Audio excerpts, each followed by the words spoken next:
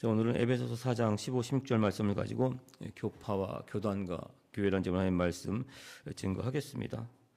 자, 교회란 무엇인가, 또 이 시대 가운데 교회는 무엇을 어떻게 해야 될 것인가 계속해서 말씀을 나누고 있습니다. 지난 시간에는 예수님의 몸된 교회, 그러니까 교회의 머리 대신 예수님이라는 점을 하는 말씀을 나눴어요. 사도 바울이 고백을 했습니다. 너희는 그리스도 예수님의 몸이요 몸을 이루고 있는 지체의 각 부분이라, 이렇게 고백을 했어요. 이 고백에서 알 수 있는 것 다시 한 번 더 말씀드리면, 우리의 몸이 팔, 다리, 손가락, 발가락과 같은 지체로 되어 있습니다. 그리고 눈, 코, 입과 같은 기관으로 되어 있어요. 그리고 심장, 위장, 폐와 같은 장기로 되어 있습니다. 마찬가지예요. 그 각각의 모습, 기능으로 몸이 이루어졌듯이 교회도 마찬가지라는 사실입니다. 우리 성도님들이 갖고 있는 각각의 모습과 은사와 재능으로 말미암아 이 교회가 이루어져 있습니다. 그리고 이 모든 것을 다스리는 것은 예수님이신 줄 믿습니다. 예수님이 교회의 머리가 되십니다. 자, 사도 바울은 하나님 예수님의 몸된 교회에 대해서 12장에서 쭉 말씀을 하세요. 그리고 12장을 마치면서 마지막 절에 더 좋은 은사를 사모하라고 합니다. 그리고 바로 다음 장에 그 좋은 은사에 대해서 말씀하시는데, 바로 13장은 사랑장입니다. 사랑에 대한 말씀이 쭉 나와요. 사랑은 우리 모든 하나님의 백성에게 주신 하나님의 크신 은사예요. 어느 누구에게만 주는 은사가 아니라 우리 모두에게 주시는 가장 큰 은사가 사랑입니다. 그래서 사도 바울은 다시 한 번 더 우리 본 말씀에서 고백을 하고 있습니다. 오직 사랑 안에서 참된 것을 하며 범사에 그에게까지 자랄지니라. 그는 머리 곧 그리스도라. 그에게서 온 몸이 각 마디 이 지체를 통하여 도움을 받음으로 연결되고 결합되어 각 지체의 분량대로 역사하여 그 몸을 자라게 하며 사랑 안에서 스스로 채우니라. 스스로를 세우느니라. 오늘도 이 교회에 대해서 한번 말씀을 더 나누겠습니다. 이 교회에 대한 말씀을 쭉 나누는데, 사실 오늘 본 말씀 또 내 다음 주에 나눌 말씀 좀 준비가 좀 어려웠어요. 왜냐하면 이 기독교 2000년의 역사를 정말 간략하게 줄이려다 보니까 여러 가지로 많이 좀 이렇게 생각해도 많고 좀 많이 시간이 걸렸어요. 하지만 한 번쯤은 꼭 짚고 넘어가야 된다는 생각이 들어서 준비를 하게 됐습니다. 많은 부분이 좀 빠져 있고, 하지만 좀 이렇게 맥락을 좀 이해하시면서 들었으면 감사하겠습니다. 자, 교단과 교파. 지난 시간에 잠깐 말씀을 나눴죠. 자, 모든 교회는 소속된 교단이 있고 교파가 있습니다. 그러니까 교회는 이 교단에 그리고 교파에 소속이 되어 있습니다. 우리 개신교는 장로 교파, 침례 교파, 또 감리 교파, 성결 교파, 오순절 교파 등등으로 이렇게 이루어져 있어요. 이 장로 교파 하나만 먼저 예를 들게 되면은, 이 교파에는 또 교단이 또 나눠져 있고, 이 교단에는 교회가 소속되어 있는데, 이 장로 교회만 먼저 한번 살펴보게 되면은, 이 장로 교파에는 대한 예수교 장로의 통합 교단, 쉽게 얘기해서 예장이라고 그럽니다. 그러니까 예수교 장로의 통합, 이렇게 예장이라고 그러죠. 이 장로교회는 이 예장, 그리고 대한 기독교 장로회, 그러니까 예수님만 달라요. 기장이 있죠. 기장, 합동, 통합, 고신, 이러한 교단이 장로교 안에, 교파 안에만 무려 177개가 있어요. 엄청난 숫자죠. 그러니까 장로교파 안에만 이 교단, 교회 수가 아닙니다. 교단 수가 177개가 있어요. 그렇다면 우리 한국 개신교 교단의 그 수는 과연 얼마가 될 것인가? 2013년 통계 자료를 보게 되면 그 교단의 수는 자그마치 232개라고 합니다. 엄청난 수죠. 이게 교단의 수만 232개이고 교단을 이루고 있는 교회는 약 6만 개로 추산이 되고 있습니다. 6만 개의 교회는 어느 정도 이해가 되죠. 글을 많이 볼 수 있으니까. 하지만 232개의 교단, 그러니까 교회를 이루고 있는 교단, 이건 잘 이해가 되지가 않아요. 그래서 결론을 먼저 말씀드리면, 교회의 역사는 분열의 역사라고 할 수가 있습니다. 분열이란 말 들으면 왠지 부정적인 생각 드는 것 사실이에요. 부정적인 느낌이 듭니다. 하지만 이 분열이라는 말은 굉장히 긍정적인 측면 또한 함께 가지고 있습니다. 왜냐하면 우리 몸의 세포가 분열을 통해서 성장합니다. 마찬가지예요. 역사적으로 봤을 때 교회 또한 분열을 통해서 성장했고 성장했기 때문입니다. 그래서 교회의 역사는 분열의 역사라고 말할 수가 있습니다. 그러니까 문제를 만날 때마다, 어떤 사건을 만날 때마다 교회는 그 문제를 성경 말씀 가운데 해결하려고 했어요. 또 해석했습니다. 그래서 이걸 어떻게 받아들이고 해석하느냐에 따라서 갈렸어요. 분열됐습니다. 그런 말미암아 이 교단과 교회가 생겨났고, 그런 말미암아 결국에는 하나님의 은혜 가운데, 뜻 가운데 이 교회가 이렇게 많이 성장을 했다는 것입니다. 그 분열의 시초는, 첫 번째는 로마 교회의 분열입니다. 주 313년에 로마의 황제 콘스탄티누스가 기독교를 로마의 정식 종교로 인정을 해요. 인정한다는 것은 이전에는 인정받지 못했다는 겁니다. 엄청난 박해를 받고 있었어요. 예수님 사역하실 때도 마찬가지고 초대교회까지 엄청나게 교회는 핍박을 받았습니다. 인정받지 못했어요. 그런데 300년이 지난 313년에 국가로부터 종교로서 인정을 받게 됩니다. 그러니까 허락을 받은 겁니다. 기독교인이 되어도 좋다는 허락을 받게 됐어요. 그리고 70년 후에 380년에 기독교는 로마의 국교로 선포가 됩니다. 국교가 되는 거예요. 국교가. 그리고 15년 뒤에 1395년에 이 대제국 로마는 서로마와 동로마로 나뉘게 됩니다. 정치적으로 완전히 분열이 돼요. 이러한 분열의 씨앗은 이미 330년에 이 콘스탄티누스 황제가 그 로마의 수도를 지금의 그 튀르키예, 터키라고 그랬죠, 옛날에는. 이 튀르키예에 있는 이스탄불로 옮깁니다. 원래 그 이탈리아에 있는 로마의 그 수도를 이 터키, 거기 이스탄불로 수도를 옮겨요. 그리고 나중에 이 콘스탄티누스를 기념하기 위해서 이스탄불이라는 이 도시의 이름을 이 콘스탄티누플로 바꾸게 됩니다. 이때부터 대제국 로마는 서유럽을 지칭하는 서로마, 그리고 동유럽과 서아시아를 또 지칭하는 동로마로 분열돼요. 당연히 교회 또한 동로마에 있는 이 콘스탄티노플 교회, 그리고 서로마에 있는 로마 카톨릭 교회로 분열이 됩니다. 자, 분열되는 것은 뭐 어쩔 수 없다고 쳐도 이때부터 분쟁이 일어나기 시작합니다. 분열과 분쟁은 굉장히 큰 차이가 있어요. 이 콘스탄티노플 교회는 자신들이 있는 곳이 대제국, 그러니까 콘스탄티누스 황제가 이전한 제국의 수도이기 때문에 우리가 정통이다, 자신의 정통성을 내세웁니다. 그러니까 스스로를 정통교회다, 그래서 정교회라고 불러요. 정교회. 그런데 서로마는 이미 그 가운데, 이 서로마 가운데는 교회가 있었습니다. 그러니까 사도 베드로를 일대 교황으로 삼고 있었어요. 얼마 전에 말씀을 나눴죠. 신앙 고백이 위해 선 교회라는 말씀을 드렸습니다. 예수님이 제자 중에 묻습니다. 마태복음 16장 15절 보시면 너희는 나를 누구라 생각하느냐? 이 질문에 베드로가 고백을 했어요. 주는 그리스도시요 살아계신 하나님의 아들이시니라. 이렇게 고백을 하니까 이 고백을 들은 예수님이 말씀하십니다. 또 내가 너에게 이르더니 너는 베드로라. 내가 이 반석 위에 내 교회를 세우리니 음부의 권세가 이기지 못하리라. 예수님께서 하신 말씀, 이 말씀을 근거로 해서 서로마 교회는 예수님의 수제자였던 이 베드로를 일대 교황으로 세웁니다. 예수님의 수제자, 가장 머리 되는 첫 번째 제자가 베드로였어요.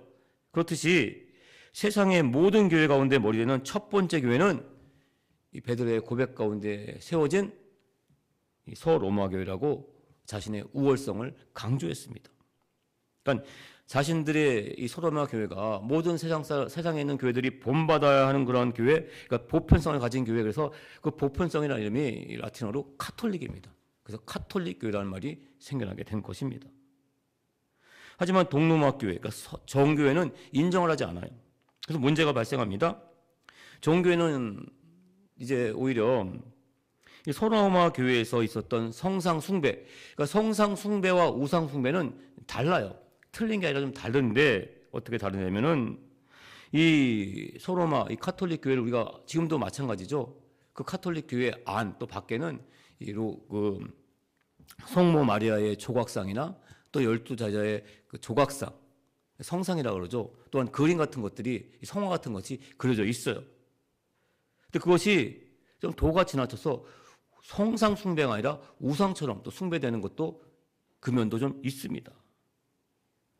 이러한 문제들이 서로 충돌합니다. 그러니까 서로가 서로를 비방해요. 계속해서 싸우는 사태가 발생을 하는데 중요한 사건은 이 소로마가 이 십자군 전쟁을 벌이기 시작을 했죠. 이 십자군 전쟁은 그러니까 하나님의 군대란 그러한 개념을 가지고 그 당시에는 그 이슬람 지역에 그 예루살렘이 있었는데 이 예루살렘을 갖다가 해방시킨다는 그런 의미를 가지고 그 예루살렘 지역에 십자가군을 파송했는데 10번에 걸쳐서 파송을 했는데 그중에 4번째 십자군 사건 굉장히 좀 안 좋았어요. 왜냐하면은 이 십자군, 4차 십자군들이 원래는 예루살렘 성전, 이 성지로 가려고 했었는데 가지 않고선 그 정교회가 있는 이 콘스탄티노플을 쳐들어가요. 그러니까 이스탄불이죠. 그걸 쳐들어갑니다. 약탈까지 해요. 지금까지는 서로 비방하며 싸웠지만은 마지막 선은 지켰는데 이제는 쳐들어와서 약탈까지 했습니다. 그래서 이 사건으로 말미암아 로마의 카톨릭 교회와 이 동로마에 있는 정교회는 완전히 분열이 됩니다. 이것이 기독교 역사 가운데 나타난 첫 번째 분열, 로마 카톨릭 교회와 동로마에 있는 이 정교회의 분열입니다. 그런데 이러한 사건은 계속해서 일어나게 됩니다. 차차 말씀드리겠지만 지금도 마찬가지예요. 지금도 몇몇 교회가 정말 하나님의 은혜 가운데 굉장히 좀 크게 성장한 교회들이 있습니다. 그런 몇몇 교회, 이 자신들이 그렇게 크게 성장한 그것이 하나님의 은혜라고 생각하지 잘 못하는 것 같아요. 그러니까 내가 잘나서, 내가 착오라서 이렇게 큰 은혜를 누렸다고 생각하는 것 같습니다. 그래서 이 성경 말씀을 자신의 입맛에 맞게끔 많이 해석들을 해요. 이게 굉장히 큰 문제입니다. 그래서 거기까지는 괜찮다고 할 수 있어요. 그래도 근데 이 정치적으로 윤리적으로 크고 작은 문제를 굉장히 만들어냅니다. 굉장히 이슈가 되고 있어요. 이 성장을 위해서는 꼭 필요한 것 세포 분열 맞습니다. 하지만 그 세포 분열 가운데 과도한 세포 분열, 그것은 암세포가 될 수도 있습니다. 굉장히 심각한 문제입니다. 그래서 가장 우리가 또 경계해야 될 것은 이 암세포같이 분열하는 이단의 세력이에요. 어쨌든 이렇게 어쨌든 내가 잘났느니 네가 잘났느니 이렇게 싸우는 과정 가운데 이슬람 이 세력은 이 중동 지역을 넘어서 이 동유럽과 아시아 지역으로 그 세력을 확장해 나갑니다. 결국 1453년에 이 동로마의 수도 이 콘스탄티노플을 정복하게 됩니다. 이 동로마는 이때 완전히 멸망을 합니다. 이 동로마 지역에 있던 이 정교회는 이 러시아로 발걸음을 피신하게 돼요. 이때부터 지금까지 러시아를 중심으로 해서 이 정교회의 맥이 이어지고 있습니다. 러시아의 대표적인 종교는 정교회예요. 그렇다면 과연 소로마 교회는 어떻게 됐을 것인가? 이 정교회가 이슬람 세력에게 멸망당할 무렵 이 소로마 또한 이 자멸의 길을 걷고 있었습니다. 로마 카톨릭 교회는 굉장히 부패가 되어 있었어요. 그래서 종교 개혁의 물결이 차고 넘칠 정도로 일어나고 있었습니다. 그 물꼬를 누가 타냐가 다만 문제였어요. 그리고 그 물꼬를 1517년에 이 독일의 신부였던 마틴 루터가 듣게 됩니다. 당시에는 너무나 더욱더 이 부정부패가 심했습니다. 자, 교회는 분명히 말씀드렸다시피 이 서로마 교회 특히 순교했던 사도 베드로의 그 무덤 위에 이 교회가 세워지는데 베드로 교회가 세워져요. 그러니까 베드로의 무덤이 있는데 그 무덤 위에 그 기독교가 국교로 인정을 받으면서 그 무덤 위에 이 베드로 성당을 하나 세우게 됩니다. 그런데 이것 또한 그 당시 교황이 자신의 이름을 또 명성을 또 세우기 위해서 그 교회를 크게 증축합니다. 그러니까 조그맣게 세워졌던 베드로의 무덤 위에 세웠던 교회였다가 증축하여 굉장히 화려하게 크게 짓습니다. 그러면 엄청나게 많은 돈이 필요했어요. 로마 카톨릭 교회는 그동안까지는 면죄부를 사게 되면 과거에 지었던 죄를 용서받을 수 있다고 했는데 베드로 성당을 짓게 되면서부터는 앞으로 그러니까 미래에 짓게 될 죄도 용서받는다는 면죄부를 팔게 돼요. 정말 말도 안 되는 것이죠. 그러니까 분명히 누누이 말씀드리지만 이 사도 베드로의 고백 위에 이 교회는 세워졌습니다. 이 신앙 고백은 교회의 근본 원리예요.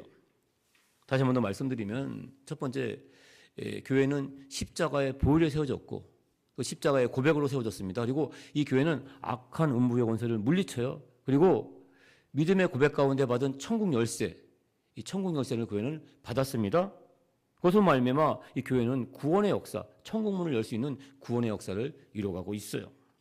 그런데 그럼에도 불구하고 면죄부를 사서 또 그 면죄부를 통해서 구원을 받게 된다는 것, 그리고 그러한 것을 또 이렇게 강조하는 베드로 대성당을 짓는다는 것, 이것은 굉장한 모순, 아이러니가 아닐 수가 없습니다.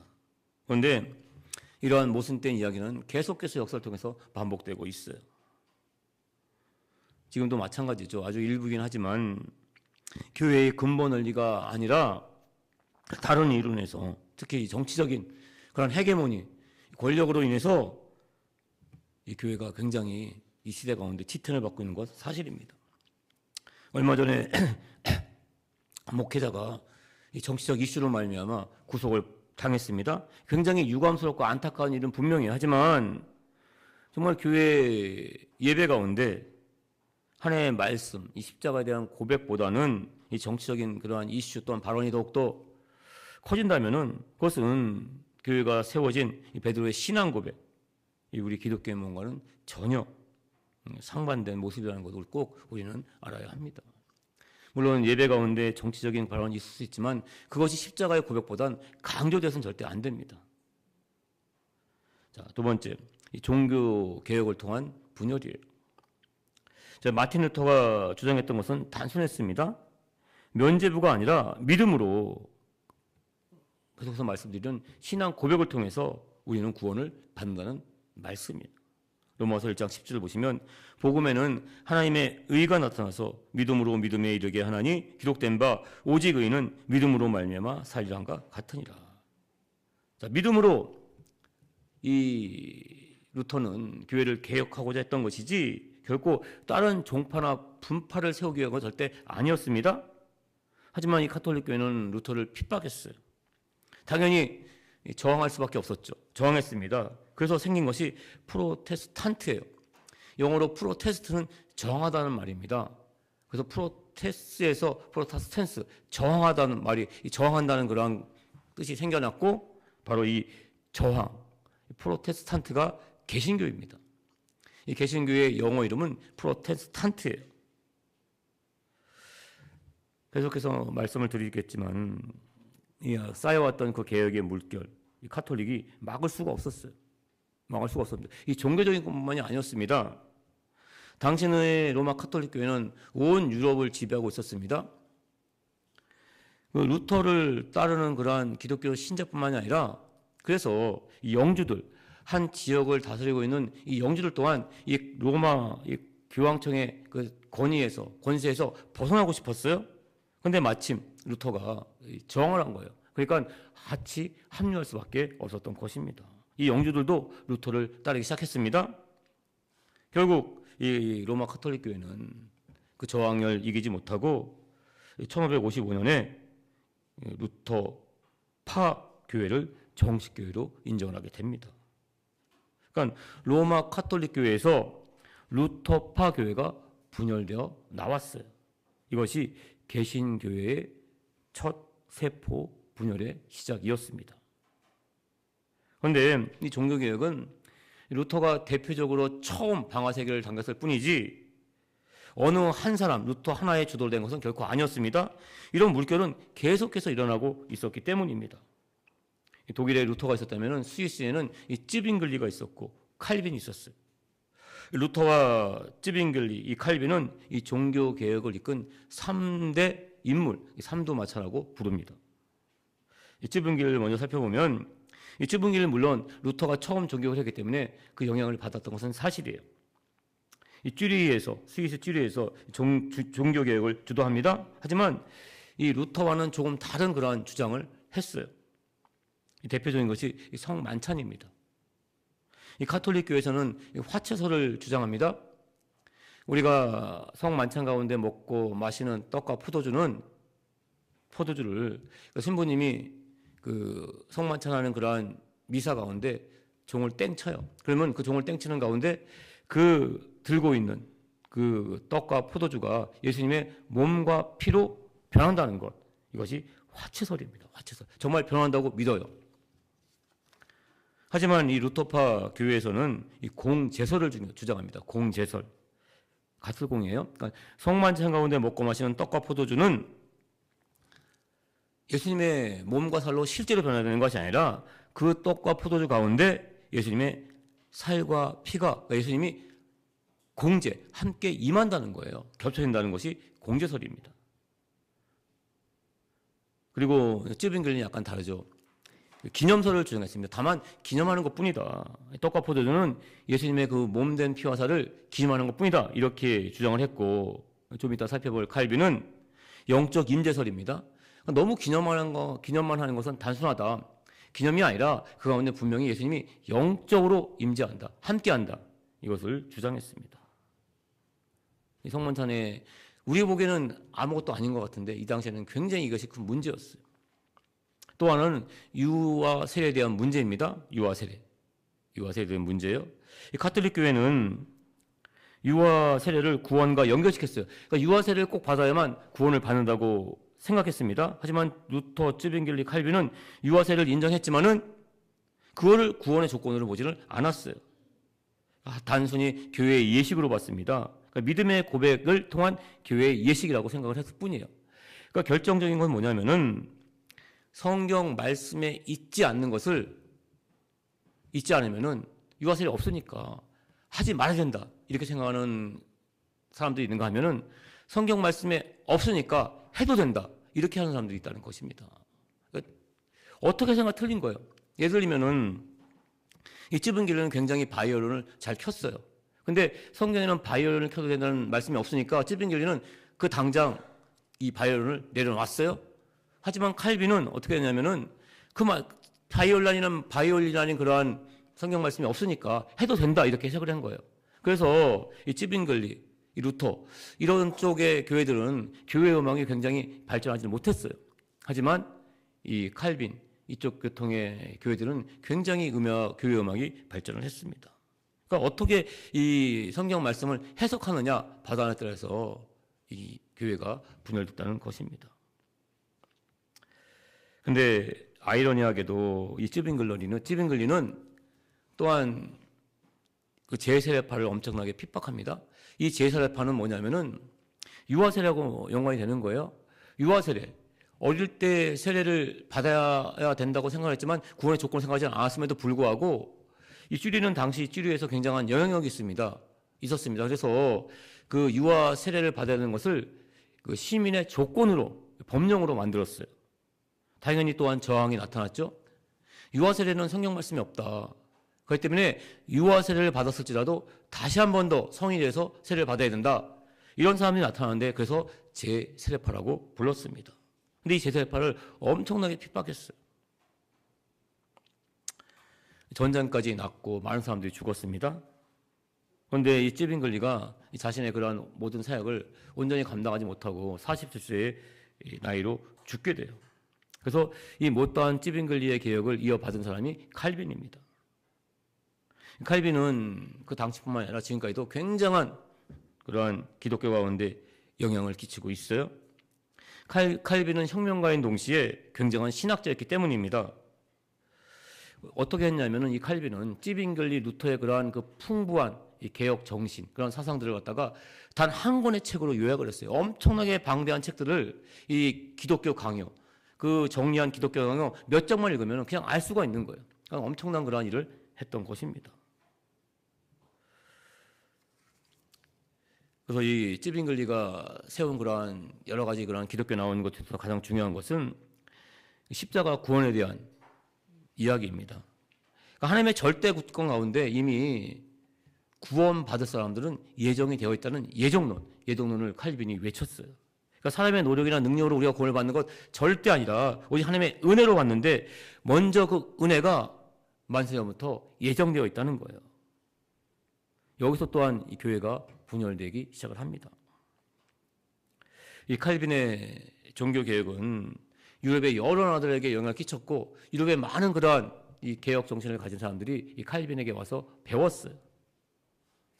그리고 또한 배운 다음에 각 나라, 자기 나라 돌아갑니다. 돌아가서 또 거기서 개혁 운동을 펼칩니다. 그런데 유럽 말고 영국에서는 루터보다 더 일찍 사실은 이 카톨릭 교회에 대한 저항 운동이 일어나고 있었습니다. 그러니까 영어로 된 성경을 번역해서 읽게 만들었습니다. 그 인물이 바로 존 위클리프라는 인물이에요.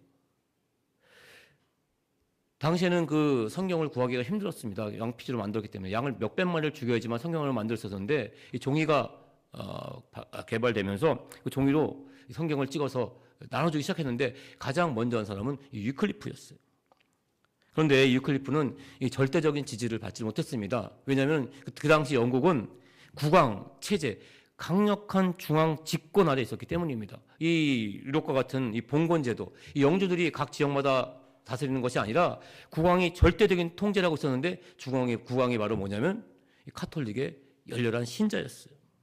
그렇기 때문에 영주권 유럽에 있던 영주들이 자신의 그 세력을 갖다가 더욱더 크게 하기 위해서 교황청과 연을 끊기 위해서 이렇게 루터와 같이 힘을 합했던 것이 아니라 이 위클리프를 핍박했습니다. 이단의 사상으로까지 취급을 받았어요. 하지만 그 제자들은 그 위클리프가 만든 성경을 필사해 갖고 손으로 적어서 많은 사람들에게 전달을 했습니다. 그러다가 이 종교 개혁이 영국에서 일어나게 되는데 이건 정말 우연치 않게 뜻하지 않게 국왕에 의해서 그 헨리 8세라는 국왕에 의해서 이 종교 개혁이 일어나게 됩니다. 이 헨리 8세는 그동안은 굉장히 독실한 카톨릭 신자였었는데 아기를 못 낳았어요. 그래서 지금에 있는 부인 왕비와 이혼을 하려고 했는데 이 사실을 이 교황청에서 받아들이지를 않았습니다. 그래서 그 신하들과 뜻을 합해서 자신이 교회의 머리가 된다고 하면서 세운 것이 바로 성공회입니다. 그러니까 국교회를 세우게 되는 거예요. 국교회. 근데 문제는 그 정치적인 이유로 이 종교 개혁이 일어났다는 것입니다. 그러니까 그 당시에 일어나고 있던 위클리프를 통한 그런 제자들이 전하는 성경을 통해서 많이 일어나는 그 종교 개혁은 그 물결을 막지는 못했어요. 교회의 어떤 카톨릭 교회의 악습 또한 끊어내지 못했습니다. 그래서 좀 더 많은 사람들이 철저한 종교 개혁을 외쳤습니다. 그리고 이 외친 사람들이 바로 뭐냐면 청교도라고 불리게 됩니다. 이 청교도 중에서도 또 나뉘게 되는데 이 국교회, 성교회부터 완전히 분리되어야 된다. 아니면 또 성교회의 그러한 것들을 좋은 것은 받아들이고 적당히 우리가 타협해야 된다. 이렇게 분리파와 비분리파로 나뉘게 되는데 이 분리파가 미국으로 떠나게 됩니다. 물론 핍박을 받죠. 그 핍박을 피해서 미국으로 떠나서 이 미국의 청교도들이 교회를 세우게 되는데 그들은 회중 중심의 교회를 세우게 되는데 그것이 바로 침례교회가 됩니다. 침례교회가 돼요. 왜냐하면 당연히 그 국왕의 그런 1인 독재라고 그럴까요? 그 중앙 집권 정치 이런 걸 갖다가 거부했기 때문에 회중 중심, 그러니까 일반 성도님들 중심의 교회를 세우게 되기 때문에 이 침례교회는 지금도 마찬가지지만 특별한 지도자가 없습니다. 다 똑같은 그러한 회중 중심의 그러한 교회가 세워지게 됩니다. 이렇게 침례교회가 미국에서 지금 굉장히 많이 성장하게 된 까닭이에요. 그래서 이 침례교회가 회중교회, 그러니까 모든 일의 교회의 그러한 중요한 일을 처리할 때 모든 그러한 성도님들이 모여서 투표를 합니다. 직접 투표를 해서 그런 결정을 내리는 게 침례교회의 전통이에요. 그러니까 직접 민주주의 형태죠. 하지만 이 장로교회, 대부분의 지금 우리나라에 있는 교회들은 대의민주주의라고 그러죠. 이 장로님 또 여러 가지 그런 직분자를 뽑습니다. 뽑아서 그들이 성도를 대신해서 그렇게 교회의 중요한 일을 결정하게 된다고 해서 대의민주주의 제도를 택하고 있습니다. 세 번째, 마지막으로 이 성령의 충만함을 통한 분열입니다. 세월이 좀 지난 18세기에 요한 웨슬리가 등장을 하게 되는데 이 요한 웨슬리는 이 성공회의 신부였습니다. 신부의 아들이었습니다. 옥스퍼드 대학에서 철저한 신학 교육을 받고 굉장히 유능했어요. 하지만 미국의 선교 사역에서 실패를 하게 됩니다. 정말 열심히 하면 될 줄 알았는데 가서 하니까 안 된 거예요. 실패하고 그 미국에서 돌아오다가 정말 신앙적인 좌절감을 받고 돌아오다가 그 능력의 한계를 정말 깨닫았었는데 그 돌아오는 배에서 이 폭풍 가운데 찬양하고 있는 모라비안 교도를 보게 돼요. 어떻게 저들은 저렇게 정말 심한 이 폭풍 가운데 배가 침몰할지도 모르는데 담대하게 찬양할 수 있을까? 하나님께 영광을 돌릴 수 있을까? 궁금하기 시작했어요. 그래서 영국에 돌아온 이 웨슬리는 이 모라비안 교도들이 하는 그런 모임에 참석을 하고 그 모임 가운데 정말 성령의 충만함을 받게 됩니다. 이 성령의 충만을 받은 이 웨슬리는 이때부터 정말 열정적으로 복음 전도를 시작하게 됩니다. 이 당시 영국에만 약 7만 명에 이르는 요한 웨슬리의 제자가 생겨났다고 합니다. 그래서 만든 교파가 바로 감리교회예요. 감리교회. 이 감리교회는 이 성령의 체험, 성령의 충만함을 강조하여 그래서 내가 노력하면 열심히 하면은 성령이 도심으로 말미암아 이 세상 가운데서도 하나님의 거룩한 삶을 살 수 있다고 그래요. 그러니까 완전한 성화가 주어진다고 합니다. 그러니까 칼빈 이런 거는 약간 달라요. 오직 하나님의 은혜인데 칼빈은 이것이 아니라 이 웨슬리는 하나님의 은혜 플러스 인간의 노력 이렇게 이야기를 합니다. 고린도 후서 7장 1절 보시면 그런즉 사랑하는 자들아 이 약속 예수님을 통해서 우리를 구원하겠다는 약속을 가진 우리는 하나님을 두려워하는 가운데서 거룩함을 온전히 이루어 그러니까 성결함을 온전히 이루어 육과 영의 온갖 더러운 것에서 자신을 깨끗하게 하자. 이러한 모토를 갖고 주제를 갖고 이 교회를 세우게 됩니다. 그리고 이 감리교회에서 성결교회와 지금 우리가 속해 있는 교단 오순절 교회로 분리가 됩니다. 웨슬리가 강조했던 그러한 성령의 충만함, 이 역사가 점점 세월이 지나면서 희미해져요. 점점 그런 것들이 약화되기 시작하니까 이 반동으로 일어나는 것이 바로 성결 운동이었었어요. 우리는 거룩한 삶을 살아야 된다. 성령의 능력을 이해야 된다. 이것을 강조해서 나타난 것이 바로 성결 운동에 나타난 교회가 이 성결교회고 또한 오순절 교회입니다. 이 성결교회는 성결한 삶, 또 성경 공부, 이 신앙의 실천을 굉장히 강조해요. 이 오순절 교회는 이 성령의 능력과 은사를 굉장히 또한 강조하고 있습니다. 그래서 우리 교회가 소속된 교파는 오순절 교파예요. 그리고 교단은 기독교 대한 하나님의 성회입니다. 순복음이라고 하죠. 줄여서. 이렇게 짧은 시간에 살펴봤습니다. 그러니까 교파와 교단이 세워진 것은 교회에 일어난 그런 분열로 말미암아 세워졌는데 이런 것들은 하나님의 은혜라고 저는 생각을 합니다. 은혜는 맞습니다. 우리가 꼭 잊지 말아야 할 것은 우리 몸이 세포로 분열했듯이 성장했듯이 교회 또한 마찬가지라는 거예요. 예수님의 몸된 교회는 사도 베드로의 고백 가운데 세워졌습니다. 또한 우리 성도님들의 고백 가운데 세워져 가고 있는 줄 믿습니다. 하지만 어떠한 문제를 만날 때 그 문제를 어떻게 해석하느냐, 물론 사람의 생각일 수 있어요. 판단일 수도 하지만 그 사람의 생각과 판단까지도 하나하나 섭리하시는 분은 바로 하나님이라는 것입니다.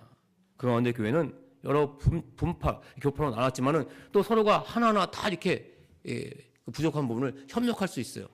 하나의 교회만 있다면은 이 카톨릭 교회처럼 정말 독재가 될 수 있지만은 이 분파, 이 교파로 나눠져 있기 때문에 서로의 미약한 부분을 서로 이게 보충할 수가 있다는 것입니다.